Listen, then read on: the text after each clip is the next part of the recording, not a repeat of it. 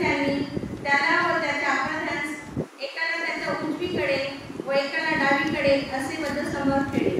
तेव्हा येशू म्हणाला, हे बाप्पा, त्यांना क्षमा कर, कारण ते काय करीतात हे त्यांना समजत नाही. नंतर त्याची वस्त्रे आपसात वाटून घेण्यासाठी त्यांनी चिठ्ठ्या टाकल्या. लोक पाहत उभे होते. अधिकारीही नाक मोडीत म्हणाले, त्याने दुसऱ्यांना वाचविले. जर तो देवाचा ख्रिस्त त्याचा निवडलेला असला तर त्याने स्वतःच वाचवावे. शिपायांनी जवळ येऊन आम त्याच्या पुढे धरून त्याची अशी थट्टा केली की, तू यहुदांचा राजा असलास तर स्वतःला वाचव. हा यहुदांचा राजा आहे असा एक लेखही त्याच्यावरती होता.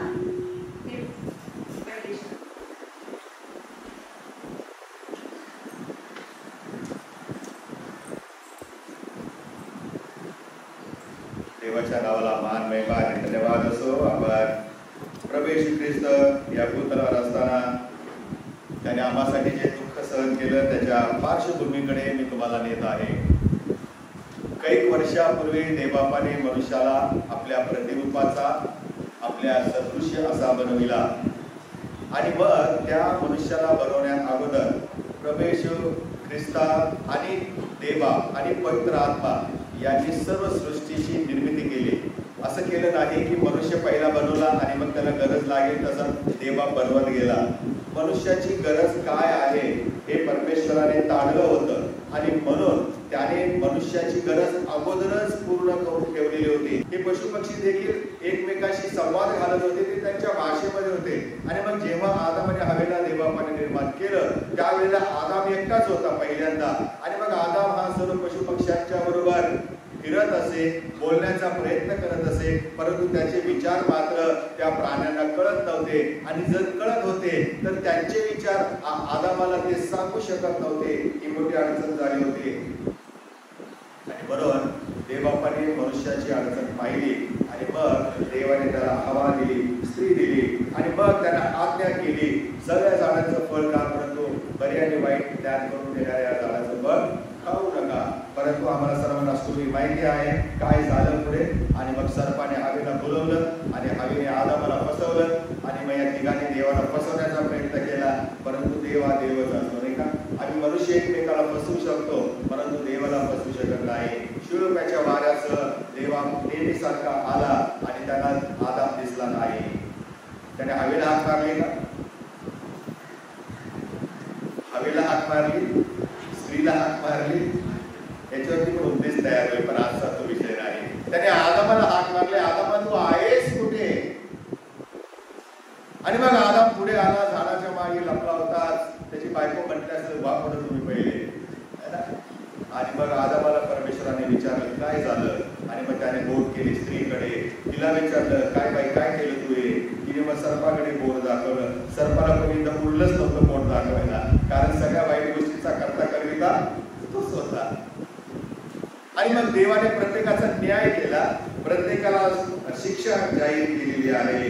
आणि म्हणून मग तेव्हापासून मानव जातीमध्ये पाप शिरले, प्रत्येक पिढीत पापमय झालेली आहे. जन्माला येणारा प्रत्येक मनुष्य त्याच्यामध्ये ह्या आदामाने हवेपासून येणारा पापी स्वभाव आलेला आहे. मग उत्पत्तीचं पुस्तक 6वा अध्याय 6वं वचन, 7वं वचन, 12वं वचन आणि 13व्या वचनामध्ये आम्ही पाहतो मानव पृथ्वीवर उत्पन्न केल्याचा परमेश्वराला पस्तावा झाला आणि त्याच्या चित्ताला खेद झाला. मी उत्पन्न केलेल्या मानवाला भूतलावरून नष्ट करेन. देवाने पृथ्वीकडे अवलोकन केले की त्याला भ्रष्ट आहे असे दिसले आणि त्याच्यामुळे पृथ्वीवर अनर्थ माजला आहे असं परमेश्वराच्या दृष्टीला पडलं. आणि तरीही मनुष्य पाप सोडेना. म्हणून देवाने पुन्हा बली आणि अर्पण यांच्याद्वारे यज्ञाची सिस्टम या इस्रायल राष्ट्राला दिलेली आहे. परंतु यज्ञ अर्पण करायचा, क्षमा मागायची, पुन्हा पाप करायचा हा मानवी स्वभाव आहे प्रियानो. आणि म्हणून आमची मुलं पण एकदा चुकलं सॉरी मम्मी, सॉरी डॅडी म्हणतात, काही वेळाने काही दिवसांनी परत तेच करतात. हा मानवी स्वभाव आहे. आणि या मानवी स्वभावामुळे मनुष्य यज्ञ अर्पण करायचा, देवाची क्षमा मागायचा, पुन्हा बाहेर जगामध्ये गेल्यावर पुन्हा त्याच्याकडून कळत नकळत पाप व्हायचं. हे रोटेशन चालूच राहिलं. या मधून माणसाची सुटका करण्यासाठी मग देवबापाने असं ठरवलं का नाही मी माणसाची एकदाच कायमची याच्यामधून सुटका करावी.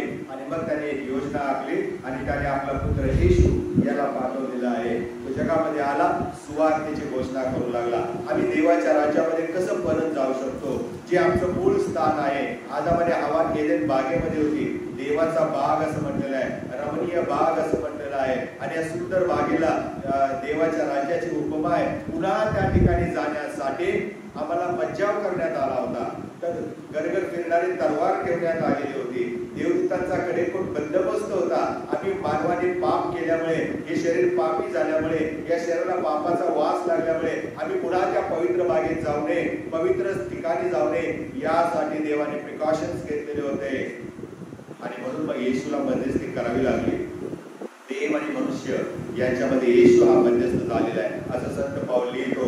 आणि मग या येशूने आपल्या देवाच्या राज्याची घोषणा करायला सुरुवात केली. मग स्वर्गाचं राज्य कसं आहे, लपवलेल्या टीव्ही सारखं आहे नाही का, अशा अनेक गोष्टी त्याने स्वर्गाच्या राज्याबद्दल सांगायला सुरुवात केलेली आहे. देवाच्या राज्यामध्ये माणसं गोळा करायला सुरुवात केलेली आहे. आणि त्याचं एक विजन होतं. त्याला माहिती होतं की मी 3.5 वर्षानंतर वधस्तंभावरती मेला जाणार आहे, पण माझ्यानंतर काय. आणि म्हणून प्रियानो, देवाच्या राज्यासाठी माणसं गोळा करत असताना त्याने 12 पुढारी सुद्धा बोलावलेले आहेत. 12 पुढाऱ्यांना सुद्धा त्याने योजना केलेली आहे आणि 12 शिष्य त्याने जमा केलेले आहे.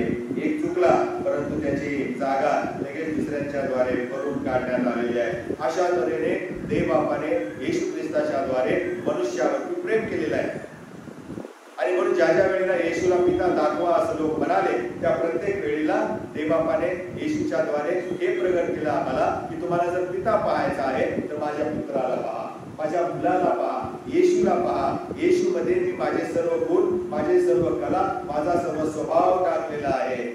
आणि म्हणून मग आम्ही पाहतो की येशू ख्रिस्त हा देवाची प्रतिकृती होता, देवाची प्रतिमा होता, तो देवाचा पुत्र होता. आणि म्हणून अंतर्ज्ञानाने तो हे सर्व काही पाहत होता.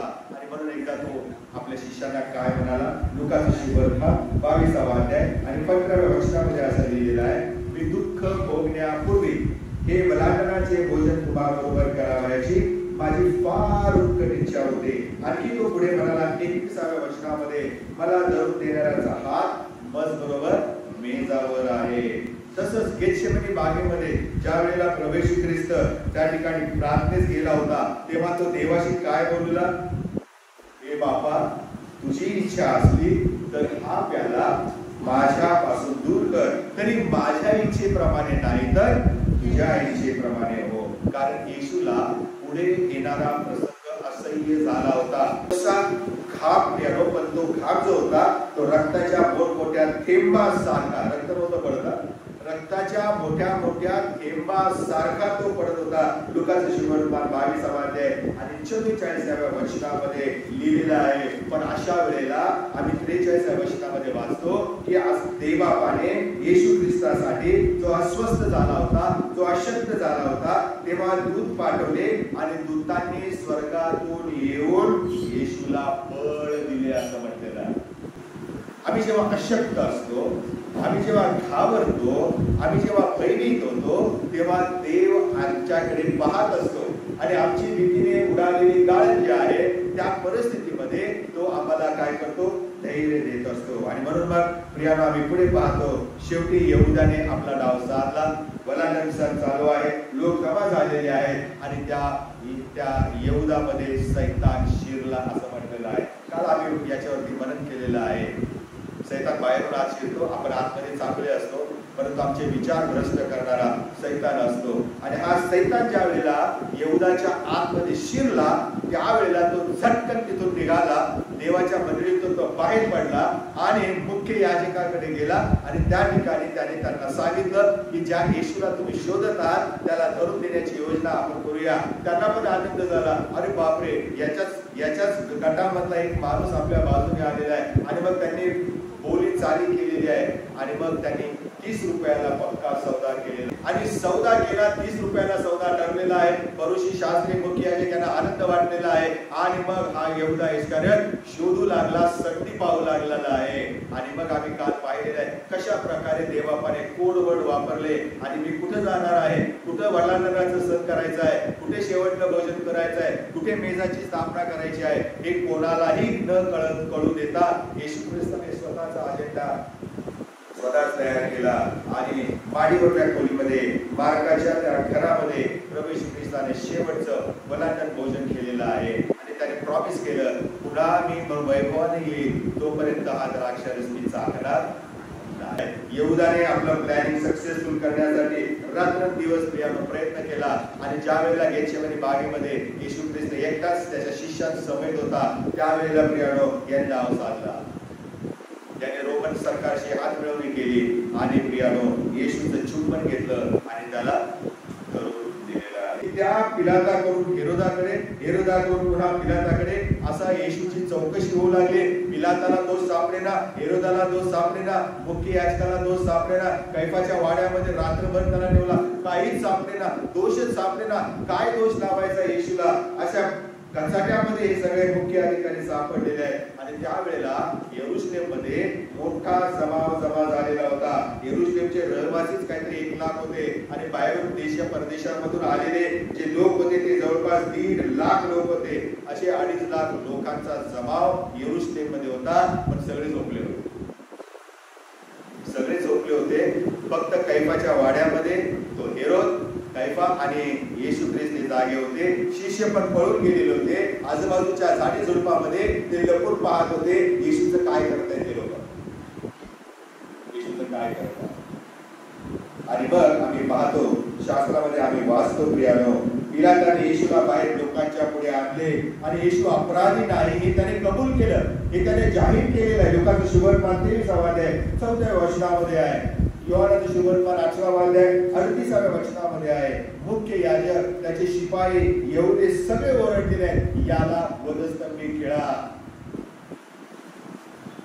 याला वधस्तंभी खिळा, दोनदा बोलले. आणि मग शेवटी काय असतं माहितीये का की लोकांच्या पुढे प्रियानो या पिलाताचं काहीच चाललं नाही. कोणीतरी गर्दीमधून ओरडलं. योहानाचं शुभवर्तमान 19व्या अध्याय 15व्या वचनामध्ये त्याची वाट लावा. काय म्हणते? त्याची वाट लावा. काय केलं होतं येशूने?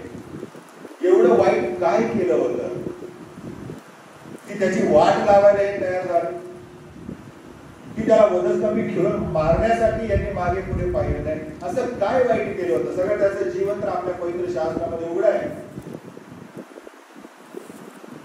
त्याने एकच केलं होतं की ज्याच्यामुळे लोकांच्या समाजातील स्थानाला धक्का पोहोचत होता, तो त्यांच्यासाठी अडखळत होत होता.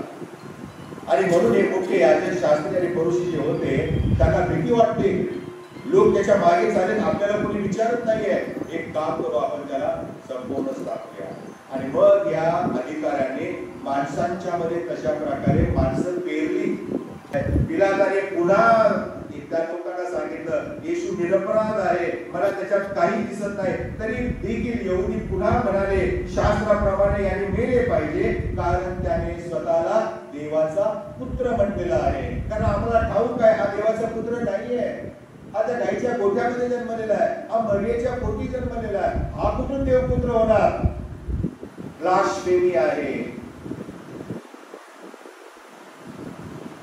हा खोटं सांगतो आणि देवाचा अधिकार स्वतःवरती घेऊन तो वापर करतो. अशा प्रकारचा आरोप त्याच्यावरती करण्यात आलेला आहे. आणि शेवटी मग पिलात हतबल झाला आणि मग त्याने एक ठरवलं, याला जीवे नको मारायला, कारण याच्या जीवाचं मोल मला द्यावं लागेल, मी त्या पापामध्ये सहभागी होणार नाही. मग त्याने काय केले?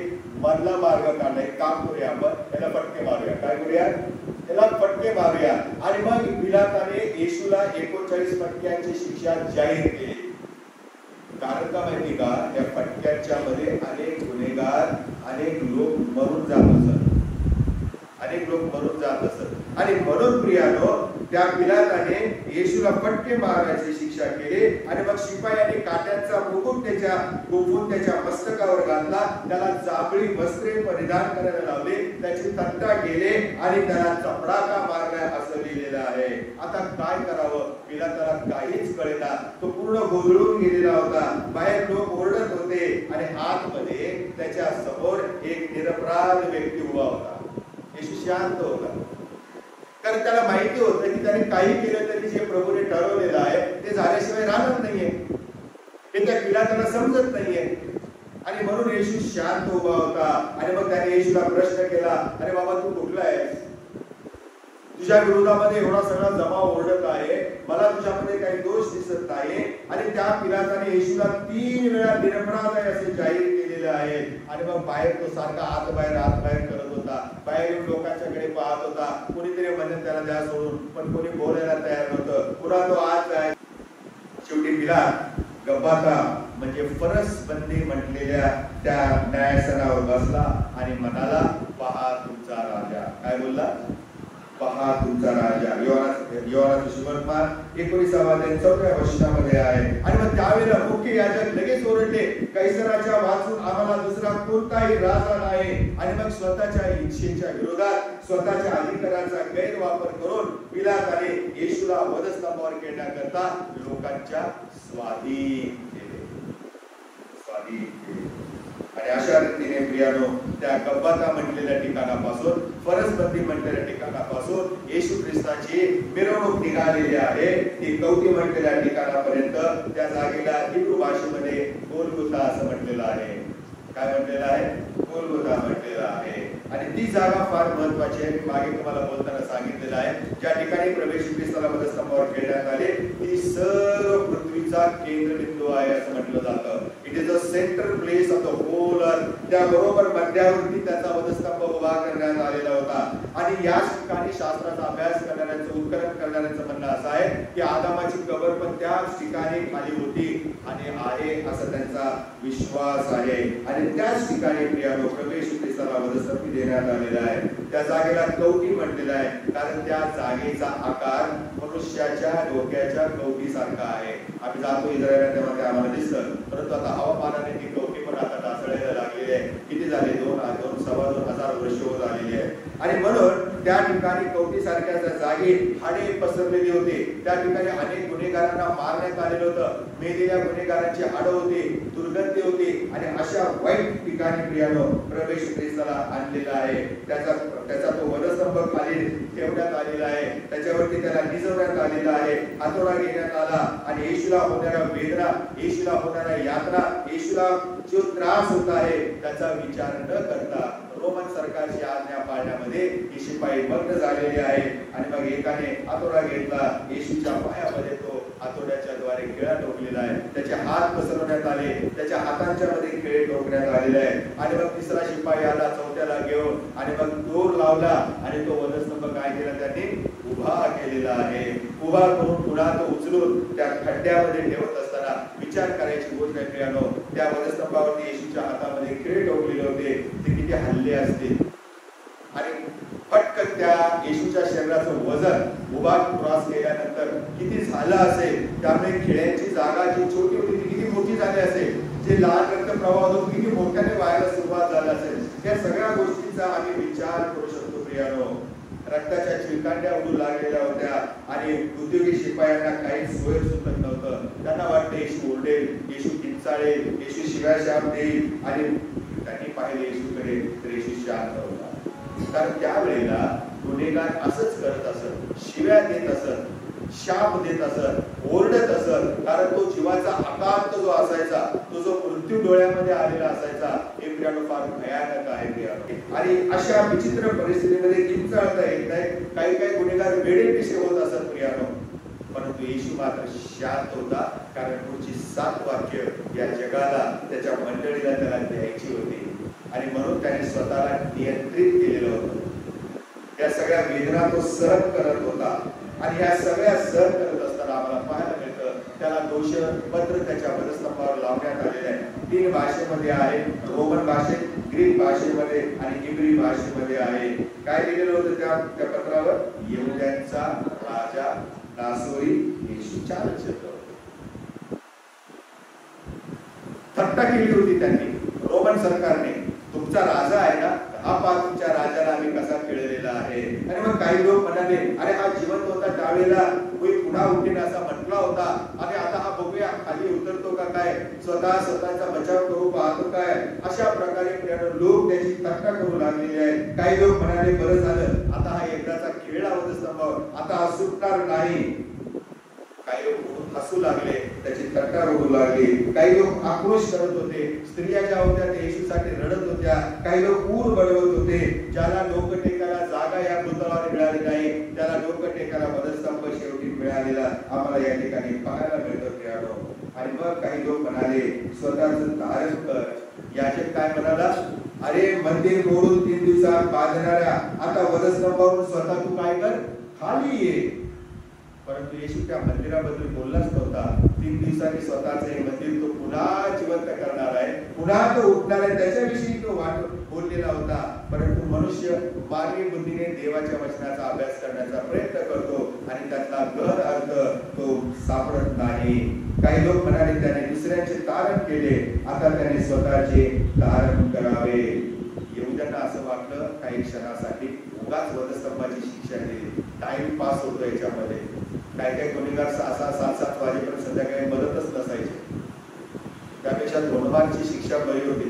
त्यांना जर फटाफट दगडमार केला की मनुष्य जागीच मरत असे. स्टेफनाचं तुम्हाला उदाहरण माहिती नाही का? स्टेफनाला 2 मार करण्यात आला आणि जागीच त्याला मारण्यात आलेला आहे. अनेकांना प्रियानो. आणि हे सगळं चालू असताना येशू म्हणाला, हे बापा यांना क्षमा कर, कारण हे काय करीतात हे त्यांना समजत नाही. कारण येशूचं दुःख हे खरोखर भयंकर होतं प्रियानो. त्याच्या मस्तकावर खोलवर जखमा झालेल्या होत्या. त्याच्या चेहऱ्यावरून प्रियानो आणि मानेवरून त्या मस्तकामधून निघालेल्या रक्ताचे ओघळ होते. त्याचे डोळे सुजलेले होते. काही बघा, काही फोटो मध्ये तुम्हाला त्याचे डोळे सुजलेले दाखवतात. कल्पना करा तुम्ही प्रियानो, इतकं सोपं नाहीये. वधस्तंभ घेतला, चालत गेला, आणि 14 निघालं आणि मग त्याला आडवा केला आणि वधस्तंभावर खेळला आणि उभा केला, असं नाहीये प्रियानो.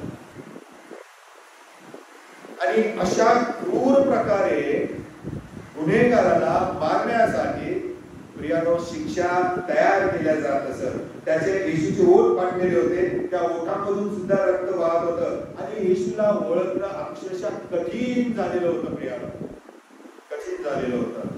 सेवकाचे दुःख सहनाचे भविष्य यशाला अगोदरच लिहून ठेवलं होतं. तो काय म्हणतो पहा, यशया 52 आणि 14 वचनामध्ये, याचा चेहरा मनुष्याच्या चेहऱ्यासारखा नव्हता, त्याचे स्वरूप मनुष्य जातीच्या स्वरूपासारखे नव्हते, इतका तो विरूप झाला होता. हे सगळं त्याने कोणासाठी केलं, कशासाठी केलं प्रणव, याची आम्ही जाणीव ठेवली पाहिजे. त्याची होणारी निंदा नालस्ती, त्याच्यावर थुंकलं जाणं, हे संदेशाने ठेवलेलं होतं लिहून. यशाचा ग्रंथ 50 अध्याय 6व्या वचनामध्ये वाचा. त्या ठिकाणी लिहिलेले, मी मारणाऱ्या पुढे आपले पाठ केले, केस उपटणाऱ्या पुढे मी आपले गाल केले. येशूच्या दाढीचे केस देखील ओढण्यात आले. त्याचे केस उपटणाऱ्या पुढे मी आपले गाल केले म्हटलेलं आहे. त्याच्या दाढीची केस ओढण्यात आली, त्याचा उपमर्दन करण्यात आला आणि त्याची चीतू केलेली आहे. यापासून मी आपले तोंड चुकवले नाही. आणि हे वचन आम्हाला वधस्तंभाकडे घेऊन येते. येशूला तिथे वधस्तंभावर खेळण्यात आले, त्याचं रक्त वाहत होतं आणि त्यावेळेला प्रियानो तो म्हणाला, हे बापा यांना क्षमा कर, कारण ते काय करतात हे त्यांना समजत नाही. मी थोडासा विचार केला, असं कसं होऊ शकतं? मी काहीतरी कृत्य करतोय, मला समजत नाही, असं होऊ शकेल का? या म्हणण्याचा अर्थ काय आहे? मी एखादं कृत्य करतो तर मला माहिती, मी हे करतोय, मला समजतं. पण येशू असं कसं म्हणाला की हे काय करतात हे त्यांना समजत नाही? म्हणजे प्रभू येशू ख्रिस्ताला हे दाखवायचं होतं, मी त्याला विनंती करायची होती की ते जे कृत्य करत आहे ते योग्य आहे, परंतु ते ज्याच्या विरोधात करत आहे ते चूक आहे, ते चूक आहे. तारणाऱ्याला ते वधस्तंभावर खेळत आहे हे त्यांना समजत नाही. पुढे जाऊन प्रेषितांच्या कृत्यामध्ये आम्ही पेत्राचा उपदेश वाचतो प्रियाला, येईल त्याकडे नंतर. हे ज्ञान या जगाच्या अधिकाऱ्यांना नव्हते आणि म्हणून त्यांनी दाताराला वधस्तंभावरती खेळलं असं संत म्हणतो, लेखक म्हणतो. आम्ही कोणाविरुद्ध काय करतोय हे त्यांना समजत नव्हतं आणि म्हणून येशूने मध्यस्थी केली आणि तो म्हणाला की हे बापा यांना क्षमा कर, कारण आपल्याला देवाजवळ नेण्यासाठी ख्रिस्ताने पापाबद्दल म्हणजे नीतिमान पुरुषाने अनीतिमान लोकांकरता एकदा मरण सोसले असं पेत्राचं पहिलं पत्र 3रा अध्याय 18व्या वचनामध्ये आम्ही वाचतो. आणि येशू वधस्तंभावर असताना प्रार्थना करत आहे. प्रत्येक व्यक्ती जो येशूवर पूर्ण विश्वास ठेवतो त्याच्या पापांची क्षमा झालेली आहे, भूत, वर्तमान आणि भविष्य. आज माझ्या पापांची क्षमा झाली म्हणजे मी उद्या पाप करणार नाही याची गॅरंटी कोणीच देत नाही, कोणी देऊ पण शकणार नाही. आणि म्हणून भूत, वर्तमान आणि भविष्य आमच्या मागच्या, सध्याच्या आणि पुढच्या सगळ्या पापांची क्षमा होण्यासाठी प्रभू येशू ख्रिस्ताने एकदाच स्वतःचा प्राण त्या वधस्तंभावरती अर्पण केलेला आहे. एकदाच आमच्या पापाची क्षमा केलेली आहे. येशूच्या मरणाने तुमच्या आणि माझ्या पापांबद्दलची जी खंडणी होती, जे रक्त देणं होतं, ते रक्त प्रियानो त्याने दिलेलं आहे. जर एखाद्या व्यक्तीची सुटका करायची असेल तर त्याचं मोल मी तिसऱ्या व्यक्तीला देणार आणि म्हणणार बाबा हे घे पैसे, याला सोड. तसं येशू ख्रिस्ताच्या मध्ये देवाने मानवाच्या पातकांची क्षमा व्हावी म्हणून येशूचा रक्त आणि त्याचा जीव कोणाला दिला?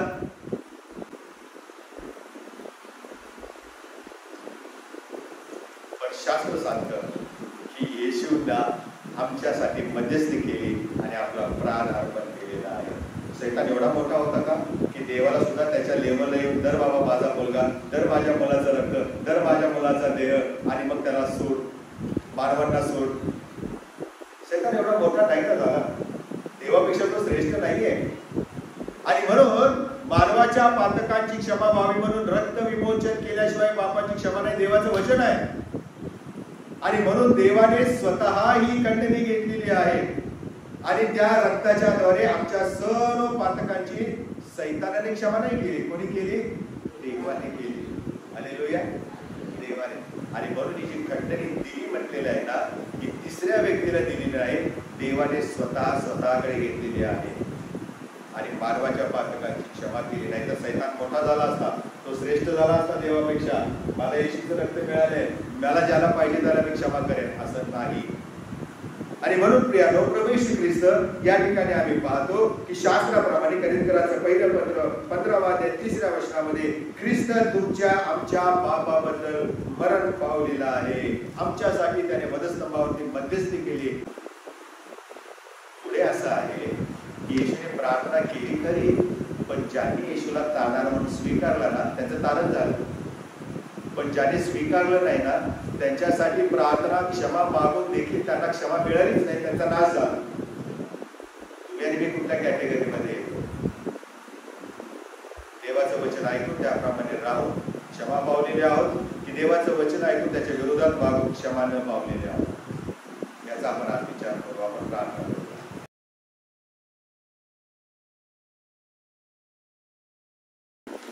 आजचा दिवस गुड फ्रायडे, याकरिता नेमलेला शास्त्रपाठ हा दुष्काळ शब्द यासाठी हे वचन आहे. हा यहूद्यांचा राजा आहे असा एक लेखही त्याच्यावरती होता. वधस्तंभावर केलेल्या त्या अपराध्यापैकी एकाने त्याची निंदा करून म्हटले, तू ख्रिस्त आहेस ना, तर स्वतःला व आम्हाला वाचव. परंतु दुसऱ्याने त्याचा निषेध करून म्हटले, तुलाही तीच शिक्षा झाली असता, तू देवाला सुद्धा भीत नाहीस का? आपली शिक्षा तर यथान्याय आहे, कारण आपण आपल्या कृत्याचे योग्य फळ भोगीत आहोत, परंतु याने काही अयोग्य केले नाही. मग तो म्हणाला, होय, आपण आपल्या राजाधिकाराने याल तेव्हा माझी अर्पण करा. तो त्याला म्हणाला, मी तुला कधीच सांगतो, तू आज माझ्या बरोबर सुख लोकात असशील.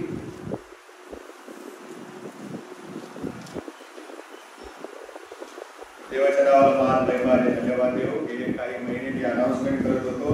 उत्तम शुक्रवारच्या दिवशी कोणाला बोलायचं आहे का? उपास समयामध्ये बुधवार शुक्रवारी कोणाला बोलायचं आहे का?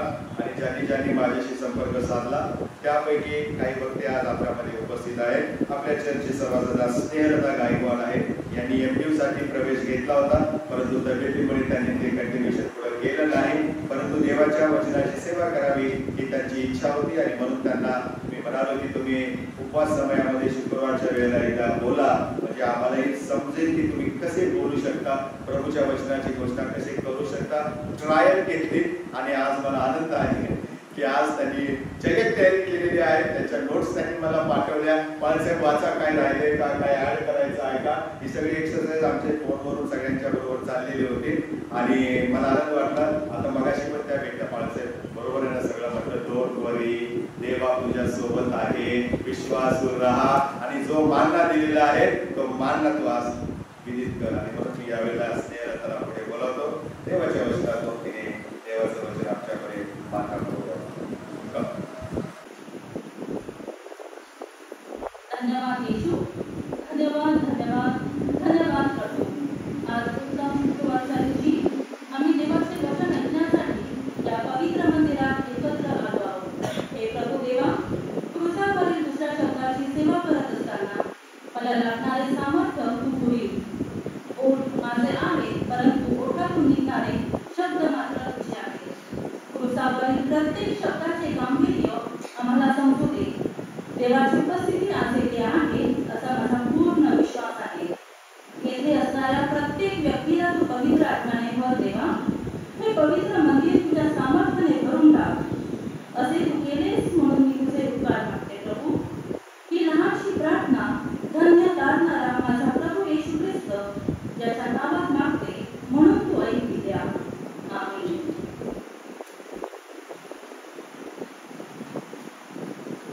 प्रियांनो, आज आपला दुसरा शब्द आहे तो त्याला म्हणाला, मी तुला खचित सांगतो तू आज मज बरोबर सुखलोकात असशील. लूक 23:43. प्रियांनो, हे केवळ शब्द नसून हे एक अभिवचन आहे जे येशू ख्रिस्ताने कुणा सात्विक व्यक्तीला, धार्मिक संतगण यांना दिले नसून चक्क एका चोराला ते अभिवचन दिले आहे. आपण पवित्र शास्त्रात अनेक चोरी करणारे उदाहरण पाहिले आणि त्याचा अंत कसा झाला हेही आपण पाहिलेले आहे. उदाहरणार्थ, पहिलं उदाहरण म्हणजे आखाणाचे नाटक, यहोशुआ 7 अध्याय, ज्याने समर्पित वस्तूपैकी काही वस्तू चोरल्या, त्यानंतर त्याचा व त्याच्या परिवाराचा कसा नाश झाला हे आपल्याला येथे पाहायला मिळते. ज्या स्थळाला आजवर आखोय खिंड म्हणजे त्रास देणारी खिंड म्हणून ओळखली जाते. दुसरं म्हणजे हनन्या व सफीरा. प्रेषितांची कृत्ये 5:1 आपल्या सर्वांना हनन्या आणि सफीरा याविषयी माहिती झाली. प्रियांनो, चोरी करणाऱ्याला शासन झाले आहे हे आपण वाचले आहे. आज ज्या चोराविषयी आपण पाहणार आहोत तो अपवादात्मक चोर आहे. एक्सेप्शन. पवित्र शास्त्रामध्ये एक चोर ज्याने चोरी केली तरी सुद्धा त्याच्यासाठी विशेष आणि चांगली गोष्ट घडली, ती म्हणजे त्याला तारण मिळाले. काय मिळाले? तारण मिळाले. पहिला मुद्दा आपण पाहूया. काल्वरीवरील परिस्थितीचा आढावा आपण घेऊया. ते टोकी म्हणजेल्या जागी आले आणि त्यांनी आपल्या प्रभू येशूला वधस्तंभावर चढले. त्यांनी त्याला 2 चोरांच्या मधोमध ठेवले होते. एकाला त्याच्या उजवीकडे आणि दुसऱ्याला त्याच्या डावीकडे. आपण या चोराला नाव देऊया. एकाचे नाव हो आहे पश्चाताप करणारा चोर आणि दुसरा आहे तो निंदा करणारा चोर. ही अद्भुत परिस्थिती पाहता आपल्या लक्षात येते की भविष्यवाणीची ही परिपूर्ती होती. कारण आपण यशाया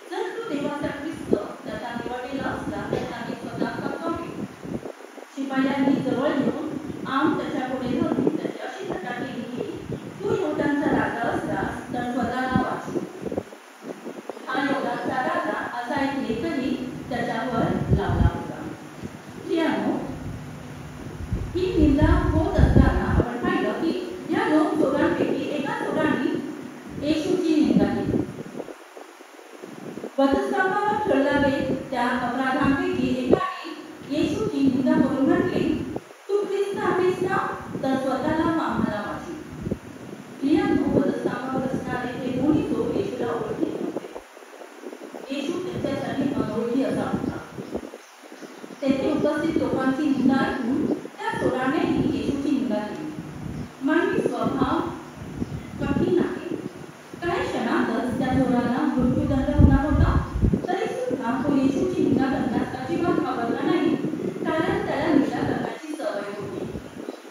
काही लोक मरतात पण त्याची सवय मात्र जात नाही.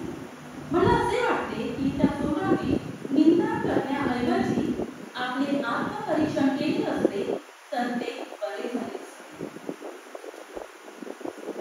माणसाचे मन किती कठोर असते याचे उत्तम उदाहरण मला सांगूशी वाटते. ते म्हणजे एक मास्टर दर रविवारी तुरुंगातील कैद्यांना देवाचे वचन सांगण्यास जात असे. त्यांचा उद्देश एकच होता, तो म्हणजे तेथील कैद्यांना त्यांनी केलेल्या चुकांची, गुन्ह्यांची जाणीव व्हावी व त्यांनी पश्चाताप करून देवाकडे वळावे. एके दिवशी त्यांनी एका कैद्याला ज्याला खुनासाठी जन्मठेपेची शिक्षा झालेली त्यास म्हटले, मित्रा, आता तरी तू पश्चाताप कर आणि देवाकडे जायची याचना कर. त्या कैद्याने रागात उत्तर दिले पास्टरांना आणि म्हणाला, मी माझ्या शत्रूचा खून करून अगदी योग्य केले आहे. पास्टरांनी त्याला विचारले, का बरं, तुझे का बोलतोस? कैद्याने उत्तर दिले, जर का मी त्याला पुन्हा जिवंत काढले तर मी पुन्हा एकदा त्याचा खून करीन. प्रियांनो, ते तुरुंगातील जीवन सुद्धा त्याचे कठोर हृदय बदलू शके नाही. खरोखर किती दगडासारखे आणि कठोर आहे मानवाचे हृदय. काही वेळा आपण देखील असेच वागतो, मोठे पण वागणार नाही. अगदी चुकीचे आहे. आपल्या स्वभावात आपल्याला बदल करणे हे गरजेचे आहे. त्या निंदा करणाऱ्या चोराचे मन असेच कठोर झाले होते. तो चोर येशूकडून चमत्काराची अपेक्षा करत होता. काही वेळा आपण देखील असेच वागतो. आपल्या मागण्या अमर्यादित आहे आणि आपण अशी अपेक्षा करतो की देवाने आपल्या मागण्या पूर्ण केल्या पाहिजे. बरोबर आहे प्रियांनो, आपण देवाकडून अपेक्षा करतो. त्याचप्रमाणे देव देखील आपल्याकडून काही अपेक्षा करतो. या गोष्टीचा आपण विचार केला का? आपण म्हणतो की माझ्या अपेक्षा देवाने पूर्ण केल्या पाहिजे. येस, व्हेरी ट्रू, केला पाहिजे. आपण ज्याप्रमाणे अपेक्षा करतो देवाकडून, देव सुद्धा आपल्याकडून काही अपेक्षा करतो. या गोष्टीचा विचार आपण कधीच करत नाही, कारण आपण स्वकेंद्रित आहोत, सेल्फ सेंटर्ड. आपण स्वकेंद्रित आहोत. जेव्हा हेरोदापुढे येशूला आणतात तेव्हा हेरोद खुश होतो. तो म्हणतो, मी तुझ्याविषयी खूप ऐकले आहे. एखादा चमत्कार दाखव ना. चमत्कार पाडल्यानंतर आम्ही विश्वास ठेवणार का? नाही प्रियांनो, देवाची परीक्षा पाहू नका. योहान 20:29 हे वचन आपल्याला सांगते, आपल्या पाहिल्यापासून विश्वास ठेवणारे ते धन्य. होय प्रियांनो, हे वचन आमच्यासाठी आहे, आपल्यासाठी आहे, कारण पाहिल्यापासून विश्वास ठेवणाऱ्यांपैकी आम्ही सर्व गणले जातो. आपण पाहिल्यापासून विश्वास ठेवतो. वी आर व्हेरी श्रेष्ठ आहोत आपण. लूक 23:40 हे वचन आपण वाचूया. परंतु दुसऱ्याने त्याचा निषेध करून म्हटले, तुला ही तीच शिक्षा झाली असता तू देवाला सुद्धा भीत नाहीस काय? आपली शिक्षा तर यथान्याय आहे, कारण आपण आपल्या कृत्यांचे योग्य फळ भोगीत आहोत, परंतु याने काय अयोग्य केले नाही. आता इथे अनेक प्रश्न उद्भवतात. पहिली गोष्ट म्हणजे दुसऱ्या चोराने त्याचा निषेध केला. का निषेध केला? तो तर त्याचा पार्टनर होता. चोरी करण्यामागे प्रत्येक गोष्टीमध्ये तो त्याचा साथीदार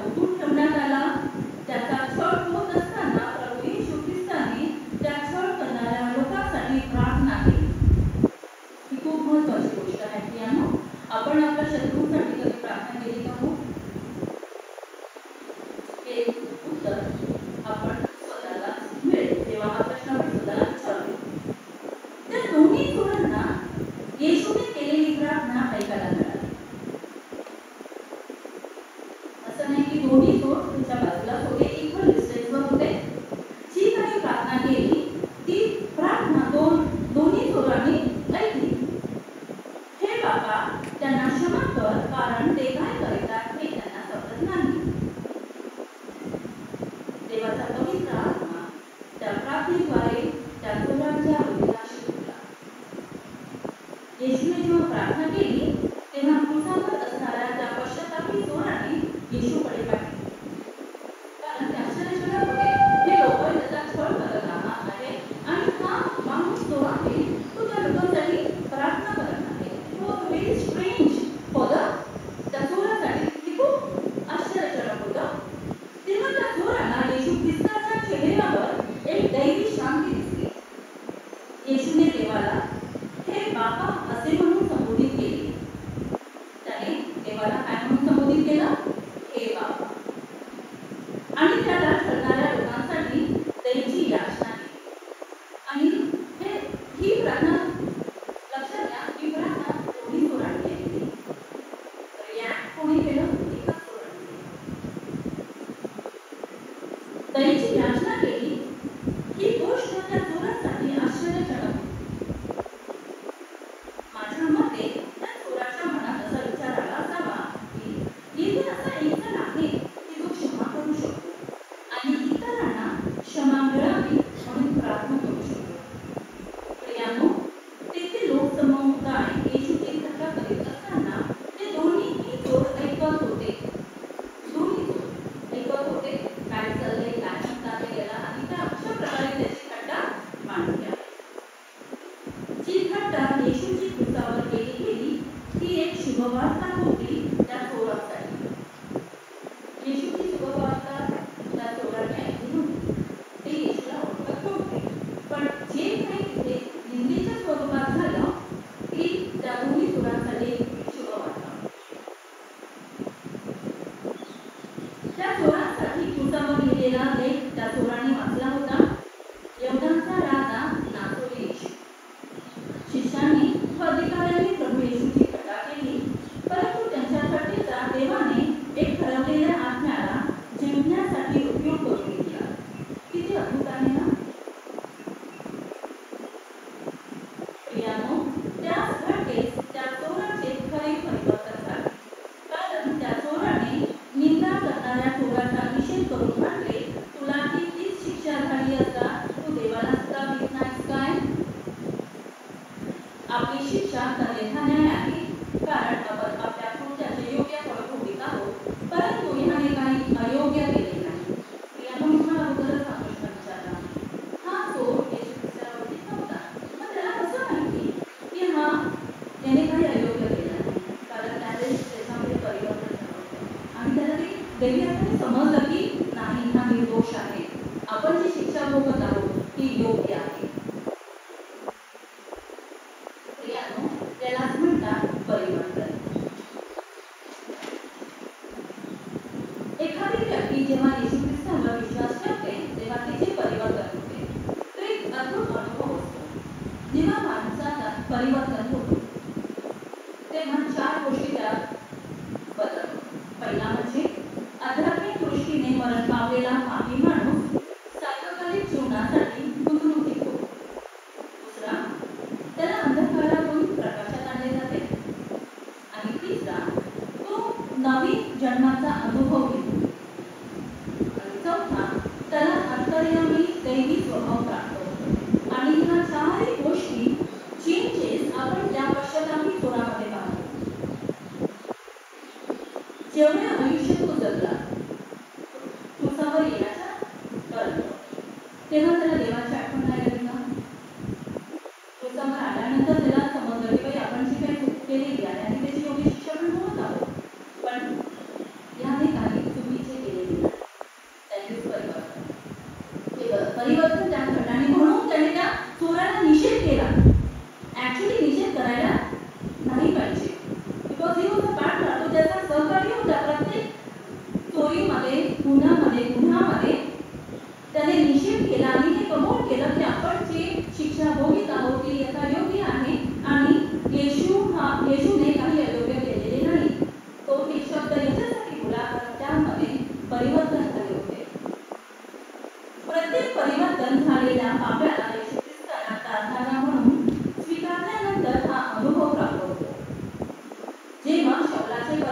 झाले तेव्हा त्याने प्रकाश पाहिला, त्याने आवाज ऐकला. प्रत्येक परिवर्तन हे अद्भुत असते. त्याचप्रमाणे वधस्तंभावरील चोराचे परिवर्तन हे खरोखर अद्भुत होते, हे आम्हाला मान्य करावं लागेल. आणि हे परिवर्तन चक्क एका चोराचे झाले आहे.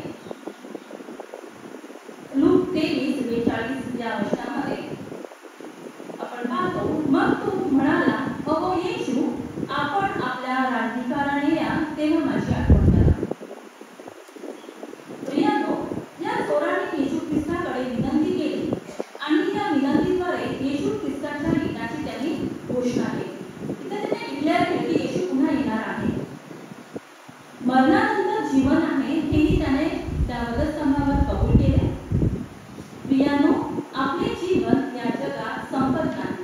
त्यामुळे येशू ख्रिस्त आपल्या शिष्यापासून विभक्त होताना त्यास म्हणाला, तुमचे अंतःकरण अस्वस्थ होऊ नये, देवावर विश्वास ठेवा आणि माझ्यावरही विश्वास ठेवा. माझ्या पित्याच्या घरात राहण्याच्या जागा पुष्कळ आहे. नसत्या तर मी तुम्हाला सांगितले असते.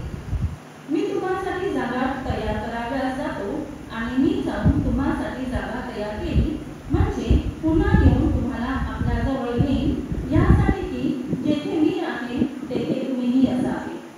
प्रियांनो, हे अश्युरन्स येशू ख्रिस्ताने आपल्याला दिलेले आहे. माझ्या पित्याच्या घरी मोठी जागा आहे आणि मी तिथे जातो आणि जेव्हा पुन्हा येईल तेव्हा मी तुम्हाला माझ्याबरोबर घेऊन जाईल. ते कन्फर्मेशन आहे, हे अश्युरन्स आहे, फिक्स आहे, तिथे काही कॉम्प्रोमाइज नाही. कोणाचा नाश व्हावा अशी त्याची इच्छा नाही. 2 पेत्र 3 अध्याय आणि 9 वचन. कोणाचा नाश व्हावा अशी त्याची इच्छा नाही. कोणाचाच नाश व्हावा अशी त्याची अजिबात इच्छा नाही. का बरं? This is the expectation of Jesus. कोणाचाही नाश होता कामा नये. प्रत्येक व्यक्ती हा सुखलोकात असणार. हे आपला तारणारा देव ज्याच्या दृष्टीने चांगले व स्वीकारण्यास योग्य आहे, त्याची अशी इच्छा आहे की सर्व माणसांचे तारण व्हावे. 1 तिमोथेय 2 अध्याय 3 आणि 4 वचन. सर्व माणसांचे तारण झालेच पाहिजे, हे त्यांनी वचन आहे. योहान 3:16 आहे. देवाने जगावर एवढी प्रीती केली की त्याने आपला एकटाच पुत्र दिला, अशासाठी की जो कोणी त्याच्यावर विश्वास ठेवतो त्याचा नाश होऊ नये, तर त्याला सार्वकालिक जीवन प्राप्त व्हावे. यानं किती अश्युरन्स आहे, अद्भुत सार्वकालिक जीवन हे आम्हासाठी आहे. यानं कितीही तळमळ आमच्या देवाची कोणासाठी आणि कशासाठी हो? होय यानं ही तळमळ केवळ तुमच्यासाठी, आम्हासाठी, आपल्यासाठी, आम्हा सर्वांसाठी आहे. त्याचे एकच कारण म्हणजे आपला देव आपल्यावर फार प्रेम करतो. त्याच्या प्रेमाला सीमा नाही, कारण देवाने आपल्याला त्याच्या प्रतिरूपाचे असे बनवले आहे. आपण त्याची हस्तकृती आहोत. ही गोष्ट नेहमी लक्षात ठेवा. देवाने आपल्याला कसं बनवलं आहे? स्वतःच्या प्रतिरूपाचे, आणि आपण त्याची हस्तकृती आहोत. यानं पाहिले का हो असे काही मोठे चित्रित आमच्या जिवंत देवाने आमच्यावर केले आहे की आपले मानव जातीवर केलेले हे प्रेम अद्भुत आहे. हे प्रेम तुम्हाला कुठेही सापडणार नाही. हे प्रेम फक्त आमच्या देवानेच केले आहे. धन्य ते लोक जे वेळीच देवाला शरण करतात आणि म्हणतात, अहो येशू, आपण आपल्या राज्याधिकाराने या, तेव्हा माझी आठवण करा. 3रा मुद्दा म्हणजे देवाची तरतूद. लूक 23:43 या वचनामध्ये आपण म्हणतो, तो त्याला म्हणाला, मी तुला खरं सांगतो, तू आज माझ्याबरोबर सुखलोकात असशील. सुखलोक, सुखलोक म्हणजे पॅराडाईज. दुसरा शब्द आहे त्याला बाम गार्डन, दॅट इज सुखलोक. उत्पत्ती याचा 2रा अध्याय वचन 8 आणि 9 यामध्ये आपण पाहतो, परमेश्वर देवाने पूर्वेस एदेनात बाग लावली आणि तेथे आपण घडविलेल्या मनुष्याला ठेवले. परमेश्वर देवाने दिसण्यास सुंदर व अन्नासाठी उपयोगी अशी सर्व जातीची झाडे, बागेच्या मध्यभागी जीवनाचे झाड आणि पर्यावरणाचे ज्ञान करून देणारे झाड ही जमिनीतून उगली. या विषयाकडे गांभीर्याने लक्ष द्यावे. दुसरं वचन प्रगटीकरण याचा 2रा अध्याय आणि 7वं वचन. आत्मा मंडळास काय म्हणतो हे ज्याला कान आहे तो ऐको. जो विजय मिळवितो त्याला देवाच्या बागेत जे जीवनाचे झाड आहे त्यावरचे फळ मी खावले असते. उत्पत्ती 2रा अध्याय 8 आणि 9वं वचन आपण ऐकलं. प्रगटीकरण 2रा अध्याय 7वं वचन. प्रियांनो, उत्पत्ती आणि प्रगटीकरण यांचा आपण गांभीर्याने जर विचार केला तर आपल्याला देवाची तरतुदीची योजना येथे दिसून येते. तरतूद हा शब्दाचा अर्थ होतो पूर्वज्ञान, फोरसाइटेड आपण इंग्लिशमध्ये म्हणतो, दूरदृष्टी असते. तर देवाने निर्माण केलेला पहिला माणूस म्हणजे आदाम आणि हवा. यांनी निषिद्ध ठरलेल्या झाडाचे फळ खाल्ले आणि देवाची आज्ञा मोडली, म्हणून त्यांना लोकातून घालवून देण्यात आले. हे सर्वांना माहिती आहे. शेवटचा आदाम येशू ख्रिस्त जो देवाचा पुत्र आहे, त्याने सर्व मानवाचे पाप स्वतःवर घेतले आणि मदसमोरचे मरण त्याने पत्करले. त्याने येशू ख्रिस्ताने त्या पोराकडे तो वळला आणि म्हणाला, तू आज मजबरोबर सुखलोकात असशील. अशा प्रकारे येशू ख्रिस्ताने मानवाचा सुखलोकात जाण्याचा मार्ग मोकळा केला. प्रियांनो, यालाच कृपा म्हणतात. आपण पाहिलं उत्पत्तीमध्ये एदेन बागेतून आदामाला बाहेर काढण्यात आले. त्याचप्रकारे प्रगटीकरणमध्ये आपण पाहतो त्याच मार्गासाठी सुखलोकामध्ये जाण्यासाठी जो मार्ग मोकळा करायचा होता. कारण देवाची अशी इच्छा आहे की मी जो मानव निर्माण केला आहे तो मानवाने कुठे आला पाहिजे? सुखलोकात. आणि त्यासाठी त्यांनी येशू ख्रिस्ताला आपला पुत्र त्याने अर्पण केला. आणि अशा प्रकारे मानवाचा जे सुखलोकात येण्याचा जो मार्ग थांबला होता तो प्रियांनो, यालाच कृपा म्हणतात. देवाने एदेन बागेतून आदामाला घालून दिल्यानंतर त्याची जागा दुसऱ्या मुलाला दिली का हो? रिप्लेसमेंट केली का नाही केली? कारण त्याची इच्छा होती की जो मानव मी निर्माण केला आहे त्याची जागा त्या बागेत त्याची जागा, त्याची रिप्लेसमेंट कोणी करू शकत नाही. माझ्या प्रियांनो, एदेन बाग आदामाशिवाय अपूर्ण आहे. त्याचप्रमाणे सुखलोक आपल्याशिवाय अपूर्ण आहे. येशू ख्रिस्ताने सुखलोकात जाण्याचा मार्ग आपल्यासाठी मोकळा केला आहे. तुम्ही म्हणणार 2000 वर्षापूर्वी येशू ख्रिस्ताने हे अभिवचन त्या सोहळ्याला दिले. परंतु मला सांगायला आता येशू येथे नाही. बऱ्या माणसा, पाळकगण, मास्टर्स, सुवार्थिक तर आहेत ना, ते सांगतात तुम्हाला ऐकावं त्यांचं आणि आपलं कारण सांगून द्या. तुमच्याजवळ त्याचे वचन आहे, पवित्र शास्त्र आहे. जो शब्द पवित्र शास्त्रात नाही तो शब्द सुरक्षित व निश्चित आहे. त्याच्यामध्ये काही चेंजेस नाही. यातो अविश्वास दाखवू नका. येशू ख्रिस्त काल, आज व युगायुग सारखाच आहे. यातो दुसऱ्या शब्दाची जेव्हा मी तयारी करत होते त्यावेळेस एक गोष्ट माझ्या वाचनात आली आणि त्या गोष्टीचे नाव आहे हे पुरेसे आहे.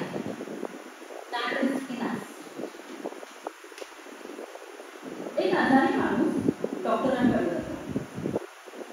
डॉक्टर त्याला चेकअप रूम मध्ये चेकअप करतात आणि डॉक्टर चेकअप रूम मधून बाहेर निघत असताना तो आजारी माणूस डॉक्टरांना म्हणतो, डॉक्टर, मला मरणाची फार भीती वाटते. मृत्यूच्या पलीकडे काय आहे हे तुम्ही मला सांगा. डॉक्टर शांतपणे म्हणाले, मला माहित नाही. तुम्हाला माहित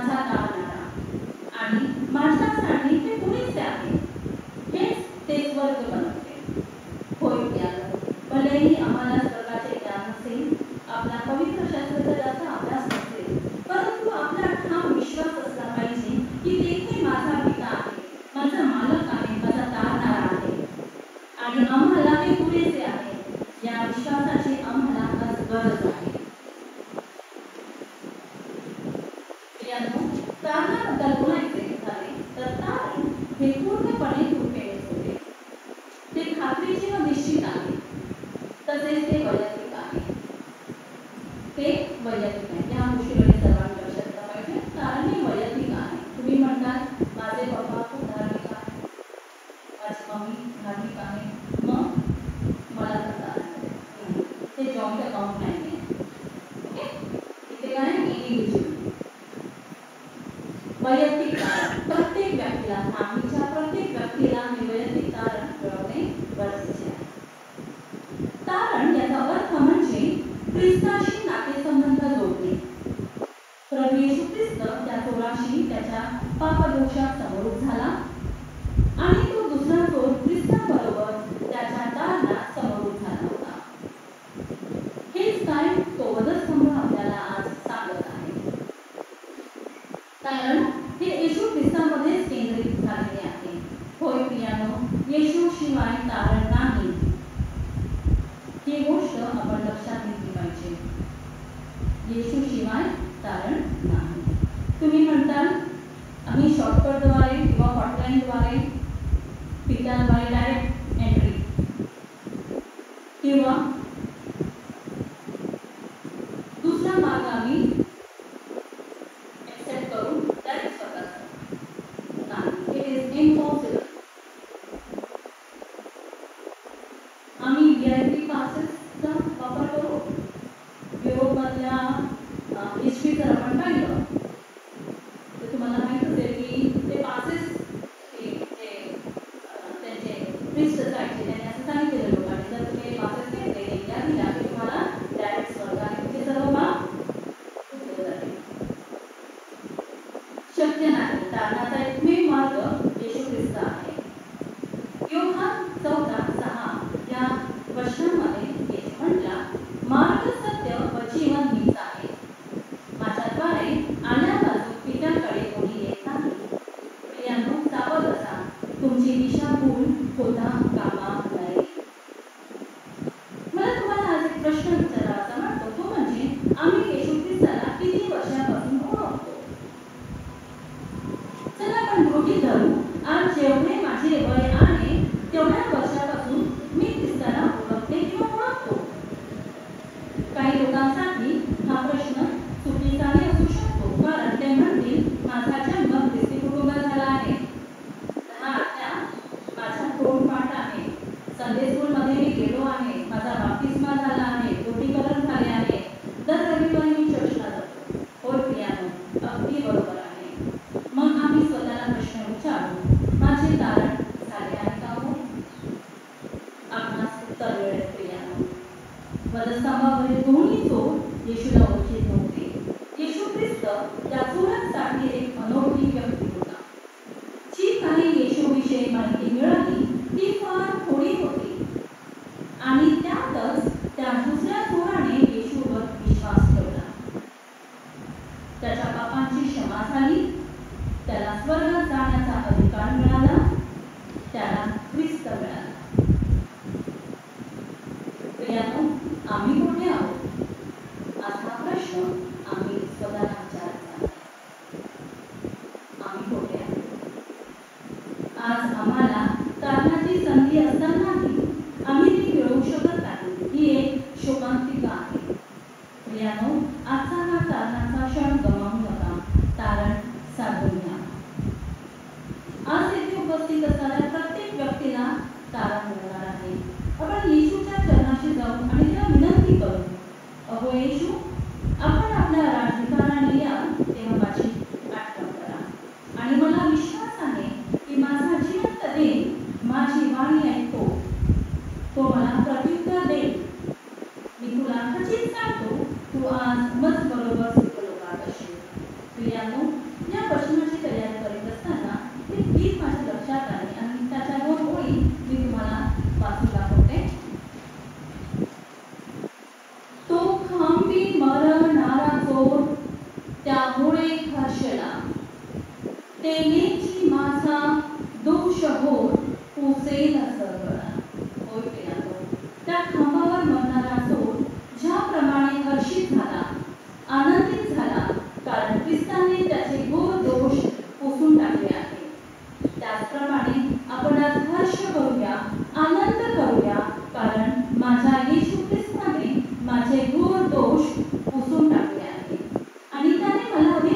दिले आहे की तू आज मज बरोबर सुखलोकात असशील. आपण प्रार्थना करू. धन्यवाद धन्यवाद धन्यवाद प्रभू. आज आम्ही तुझ्या चरणाशी येतो पश्चातापी अंत करणारे. आज आम्ही आमचे पाप तुझ्या पुढे मान्य करतो. ज्या प्रकारे तुझ्या पश्चातापी स्वराचे दोष पुसून टाकलेस त्याचप्रमाणे मला विश्वास आहे की तू माझे पाप देखील पुसून टाकले आहेस. तू मला क्षमा केली आहेस. हे प्रभू, तू तुझ्या राजधिकाराने येशील तेव्हा माझी आठवण कर. हे प्रभू, जे अभिवचन तू त्या चोराला दिलेस त्याचप्रमाणे तू आम्हालाही देखील सुखलोकाची आशा दिली आहेस. सुखलोकात जाण्यास योग्य असे तू आम्हाला बनव. येथे उपस्थित असणाऱ्या प्रत्येक व्यक्तीचा ताबा तू घे. प्रत्येकाला तारण प्राप्त व्हावे असे तू कर. धन्य नारणारा माझा प्रभू येशू ख्रिस्त याच्या नावात मी